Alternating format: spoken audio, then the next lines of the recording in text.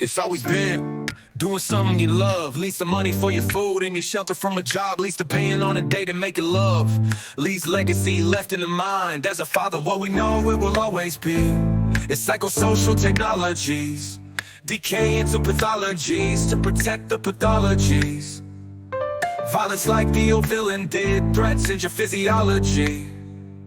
It's always been doing something you love. Leads to the money or the food or the physical state. Leads to isolation and of saving the date. Leads to legacy in the mind as an evil they hate. It's always been doing something they hate. Threatens the money or the food or the physical state. Leads to isolation and of saving the date. Leads to legacy in the mind as an evil they hate. What we know, it will always be psychosocial technologies, decay into pathologies to protect the pathologies.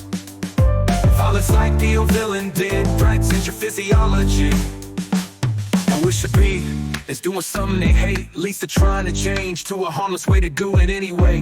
Namely isolation if all else fails. Your way can be good even in jail. But we know it will always be it's psychosocial technologies, decay into pathologies to protect the pathologies. Violence like the old villain did, threats into your physiology.